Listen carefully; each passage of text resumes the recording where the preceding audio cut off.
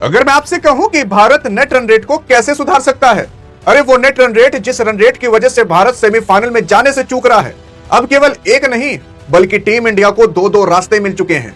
या फिर team India इतने ओवर में जीत जाए, या टीम इंडिया इतने गेंद पहले हरा दे, या फिर टीम इंडिया इतने रनों से जीत जाए, या टीम इंडिया इतने विकेट से जीत जाए।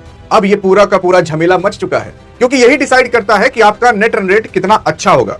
क्योंकि जब आपकी वेस्टइंडीज की टीम ने जिम्बाब्वे को 107 रनों से हराया था, तब से लेकर अब तक टीम इंडिया के ऊपर ऐसा खतरा मंडरा चुका है जो अभी तक नहीं मंडराया था। अरे वो वेस्टइंडीज की टीम जिसने अभी तक 2 बार T20 वर्ल्ड कप जीत कर रखा है, और इस बार वापस से उसने सोच लिया है कि हम ही जीतेंगे।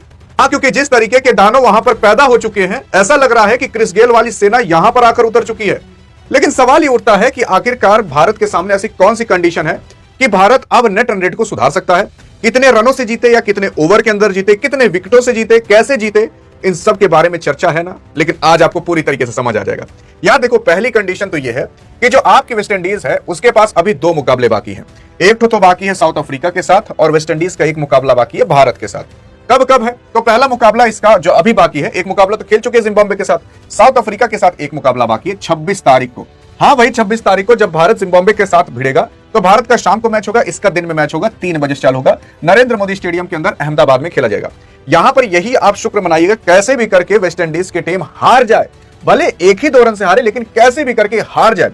और बुरी तरीके से अगर वेस्टइंडीज की टीम हार जाती है तो भैया मिठाई उठाई लेकर बांट दीजिएगा, क्योंकि तब टीम इंडिया क्वालिफाई कर सकती है। दूसरी चीज क्या कंडीशन है? दूसरी कंडीशन भी यही है कि टीम इंडिया वेस्टइंडीज के साथ जब वो खेलेगी 1 मार्च को ईडन गार्डन कोलकाता के अंदर, तो वहां पर इंडिया को जीतना पड़ेगा। मतलब अब टीम इंडिया को वेस्टइंडीज के ऊपर पूरा का पूरा डिपेंड होना है, क्योंकि वेस्टइंडीज की टीम वो जो 107 रनों से जीती ना भाई साहब, उसने अपना नेट रन रेट इतना बढ़ा लिया है कि अगर ये मुकाबले 2-4 रन से हार जाती है ना, तो इसका जो नेट रन रेट है उस पर कुछ फर्क भी नहीं पड़ेगा। और इसी वजह से कहा जा रहा है कि वेस्टइंडीज का हारना टीम इंडिया के जीत के बराबर होगा। अब अगर गलती से यहां पर साउथ अफ्रीका हार जाती है वेस्टइंडीज से, तो फिर आपकी टीम इंडिया बाहर हो जाएगी, फिर सपना छोड़ दीजिएगा। अब सवाल ये उठता है कि वेस्टइंडीज हार रही है तो भारत को कैसे फायदा हो रहा है? अरे इस वजह से हो रहा है क्योंकि पॉइंट्स टेबल अभी जब आप देखो तो आपको समझ आएगा कि क्यों फायदा हो रहा है। तो अभी मैं पॉइंट्स टेबल आपको आगे दिखाता हूं और उसमें क्या बवाल मचा उसके बारे में चर्चा करेंगे। लेकिन पहले मैच समझ लेते हैं कि भारत का कब है, वेस्टइंडीज का कब है, और किसका मुकाबला किसके साथ जीतना पड़ेगा। तो देख सकते हो अभी हाल फिलहाल जो पाकिस्तान और इंग्लैंड था उनका मुकाबला हो चुका है, लेकिन यहां हमें फर्क नहीं पड़ता कौन जीता कौन हारा, क्योंकि ये ग्रुप 2 वाले हैं। ग्रुप 1 की बात करते हैं जहां पर Bharat, Zimbabwe, West Indies, south Africa है। तो भारत का मुकाबला है जिम्बाब्वे के साथ 26 तारीख को चेन्नई के अंदर। यहां पर मैं आपको बता देना चाहता हूं, थोड़ा खुश हो जाइएगा, ये जो पिच है यहां पर बाउंसर ज्यादा होगी। भारत के पास शिवम दुबे, हार्दिक पांड्या, सूर्य कुमार यादव और अभिषेक शर्मा जैसे प्लेयर हैं जो कि इसको खेलने का दम और खम रखते हैं। दूसरी चीज, जिम्बाब्वे के लिए ये चेन्नई की पिच काफी ज्यादा नई होगी, तो वो यहां पर परफॉर्म कर ले ये बहुत मुश्किल है। तीसरी चीज, अगर जिम्बाब्वे देखोगे तो जो उसमें फास्ट बॉलर हुआ करते थे मुर्जाबानी, उनके हैमस्ट्रिंग में चोट आ चुकी है, उनका पैर थोड़ा घायल है, तो उनके पास खतरनाक बॉलर नहीं होंगे जो टीम इंडिया को टक्कर दे सकें। और जिम्बाब्वे के पास बहुत खतरनाक बैट्समैन भी नहीं है जो जसप्रीत बुमराह, अर्शदीप सिंह, कुलदीप यादव या फिर अक्षर पटेल या वरुण चक्रवर्ती को ठोक सके, जिसकी वजह से यहां पर टीम इंडिया जीतेगी तो सही, लेकिन डिपेंड करता है कितने रनों से जीतती है या कितने ओवर के अंदर जीतती है, वही डिसाइड करेगा कि टीम इंडिया सेमीफाइनल में जाएगी कि नहीं। लेकिन सबसे पहले यह डिसाइड करेगा कि जो वेस्टइंडीज का मुकाबला है और साउथ अफ्रीका, यहां साउथ अफ्रीका जीत जाए। हाँ भाई साहब, जो साउथ अफ्रीका आपको पहले हराई, अब उसी का ही दुआ करना पड़ेगा कि कैसे भी करके जीत जाए। दूसरी चीज, फिर भारत का मुकाबला होगा 1 मार्च को भारत और वेस्टइंडीज से। यहां पर भी दुआ करिएगा कैसे भी करके वेस्टइंडीज हार जाए, भले 2-4 रन से हारे लेकिन हार जाए। लेकिन वेस्टइंडीज की टीम अभी इतनी खतरनाक बना दी जा चुकी है, उसके कोच बदल दिए जा चुके हैं, और भाई साहब अब ऐसा लग रहा है ना कि यार अब वो वेस्टइंडीज नहीं है, अब ये दूसरी वेस्टइंडीज है, जो इस बार जैसे 2016, 2012 के अंदर जब ये लोग वर्ल्ड कप जीते थे, वही वाला रुतबा ये लोग वापस यहां पर अपनाना चालू कर दिए हैं। लेकिन अब आते हैं मेन मुद्दे पर, आखिरकार कितने रन से जीतना है, कितने ओवर के अंदर जीतना है, कितना जीतने के बाद कितना नेट रन रेट मिलेगा, कितनी बॉल पर जीतने के बाद कितना नेट रन रेट मिलेगा।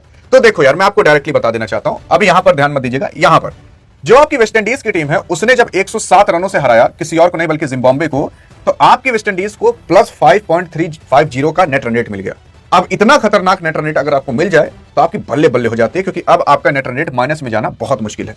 दूसरी चीज, जब आपकी साउथ अफ्रीका की टीम ने भारत को हराया लगभग 76 रनों से, तब आपकी साउथ अफ्रीका का बल्ले बल्ले हो गया, क्योंकि यार वो सन 2010 था जब ऑस्ट्रेलिया ने भारत को T20 वर्ल्ड कप के अंदर 49 रन से हराया था।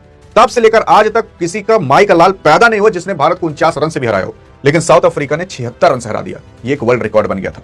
लेकिन अब आपकी टीम इंडिया जो है उसका नेट रन रेट देखोगे -3.8 का है। और आपके जिम्बाब्वे का -5.3 का है। तो जिम्बाब्वे का तो आप पत्ता काट ही दीजिए कि सेमीफाइनल तक नहीं पहुंच पाएंगे।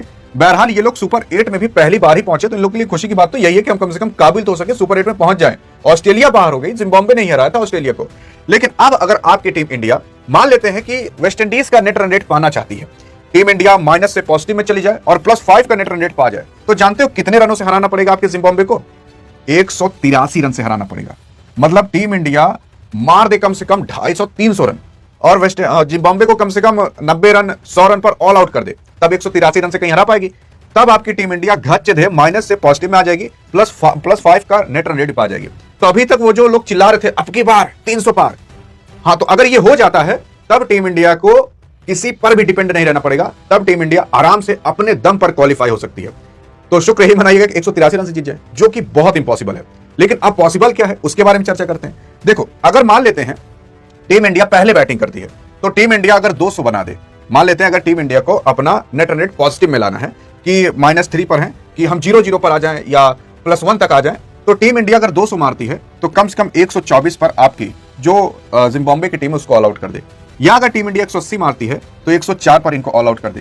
कहने का तात्पर्य यह है कि अगर टीम इंडिया को पॉजिटिव में आना है तो टीम इंडिया 76 रन से हारी थी, तो अगर जिम्बाब्वे को 77 रन से हरा देती है तब टीम इंडिया के ये नेट रन रेट 0 पर भी आ जाएगा, प्लस पॉजिटिव में भी आ जाएगा, जो कि काफी अच्छी बात है। लेकिन अगर 77 रन से कम में हराती, मान लेते 75 रन या 74 रन में हराती है, तब टीम इंडिया का नेट रन रेट तब भी माइनस में ही रहेगा, पॉजिटिव में भी नहीं आ पाएगा। और टीम इंडिया को 77 रन से हराना बहुत ज्यादा मुश्किल भी होने वाला है और बहुत इंपॉर्टेंट भी होगा।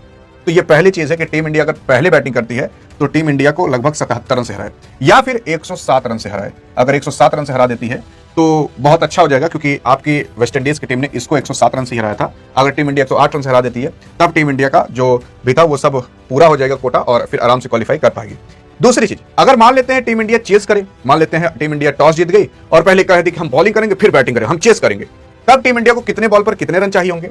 तब टीम इंडिया मान लेते हैं कि अगर आपकी जिम्बाब्वे की टीम 151 रन मारती है, इससे ज्यादा मार भी नहीं पाएगी, क्योंकि यार जसप्रीत बुमराह, अक्षय पटेल भी आ चुके हैं। अक्षय पटेल किसकी जगह अगर कमेंट कहोगे तो बना दूंगा। लेकिन आप सोच रहे होगे कि यार आपको कैसे पता चल गया? अरे तो आपको ही पता चल जाएगा, डिस्क्रिप्शन मैंने व्हाट्सएप चैनल का लिंक दे रखा है, वहां पर जाकर फ्री में ज्वाइन कर सकते हो और वहां से बीसीसीआई खबर निकली नहीं, यहां पर आपको मिल जाएगी। यहां पर अगर देखने की कोशिश करेंगे, जिम्बाब्वे की टीम अगर 151 रन मारी है तो टीम इंडिया को 66 बॉल पर ही जीतना पड़ेगा, इससे टीम इंडिया का नेट रन रेट पॉजिटिव में आ जाएगा। अगर जिम्बाब्वे की टीम 181 रन मारी है तब टीम इंडिया को 70 बॉल में जीतना पड़ेगा, करीब 11 से 12 ओवर के बीच टीम इंडिया को जीतना पड़ेगा, तब नेट रन रेट पॉजिटिव में आ जाएगा। अगर जिम्बाब्वे 201 रन मार देती, जो कि बहुत मुश्किल है, तब टीम इंडिया को लगभग 73 से 74 बॉल के अंदर जीतना पड़ेगा। और 73 से 74 बॉल के अंदर जीतना बहुत मुश्किल है यार, मतलब आप 10-12 ओवर के अंदर 201 रन मार दो, ये बहुत मुश्किल है। तो यहां पर टीम इंडिया को जीतना, अगर जीतना है तो वो आईपीएल वाला रूप धारण करना पड़ेगा, अभिषेक शर्मा, ईशान किशन, तब जाकर टीम इंडिया यहां पर अपने नेट रन रेट को पॉजिटिव मिला सकती है। बाकी क्या आप सोच भी सकते हो कि 70 बॉल के अंदर 181 रन बन जाए? बहुत मुश्किल है।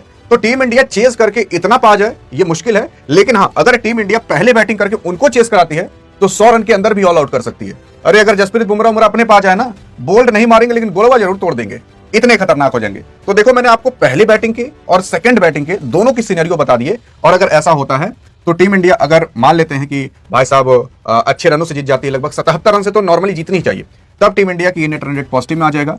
और यहां पर साउथ अफ्रीका जीतनी चाहिए वेस्ट इंडीज से। हाँ, मतलब कुछ भी हो जाए, साउथ अफ्रीका वेस्ट इंडीज से जीतनी ही चाहिए। और अगर नहीं जीतती तो सभी काम पर पानी फिर जाएगा। ऐसा इसलिए क्योंकि साउथ अफ्रीका ने भारत को हरा कर रखा है। जी हाँ, भारत को हरा कर रखा है और टीम इंडिया के पास चांस है कि अभी वो वेस्ट इंडीज को हरा दे। अगर साउथ अफ्रीका वेस्ट इंडीज को हरा देती है तो एक मुकाबला हार गई वेस्ट इंडीज, फिर अगर भारत हरा देगा वेस्ट इंडीज को तो वेस्ट इंडीज 2 मुकाबले हार गया। 3 ही मुकाबले मिलेंगे, 2 मुकाबले अगर आप हार गए तो कहां से आप क्वालिफाई कर पाओगे? अगर वेस्ट इंडीज की टीम साउथ अफ्रीका से हार जाती है तब टीम इंडिया 100% क्वालिफाई कर लेगी। हाँ, मतलब 100% नहीं कह सकते, 99% आप प्रॉब्ली कह सकते हो। बाकी आपको क्या लगता है कि अब टीम इंडिया को साउथ अफ्रीका पर डिपेंड रहना पड़ेगा अपने से भी ज्यादा? और जिस दिन भारत का मुकाबला है उससे पहले साउथ अफ्रीका और वेस्ट इंडीज का मुकाबला है, उससे पहले ही आपको डिसाइड हो जाएगा मैच से कि भारत अब क्वालिफाई करेगा कि नहीं। लेकिन अब टीम इंडिया से ज्यादा आप साउथ अफ्रीका की दुआ करना है, भगवान कैसे करके साउथ अफ्रीका को जिता दे। जी हाँ, कहीं अगर साउथ अफ्रीका कोलैप्स हुई और वेस्ट इंडीज वाले अपना वो पहला वाला रूप धारण कर लिए जिम्बाब्वे वाला, तब बड़ी मुश्किल हो जाएगी भाई, तब कोई नहीं बचा पाएगा। तब ये 60 बॉल पर 160 रन चाहिए, ये सब बेकार हो जाएगा। यहां पर साउथ अफ्रीका को जीतना ही जीतना है। बाकी आप बताइएगा, एक भारतवासी होने के नाते भारत क्या जा पाएगा सेमीफाइनल के अंदर? अधिक जानकारी चाहिए तो वीडियो मिलते, तब तक लिए जय हिंद जय भारत।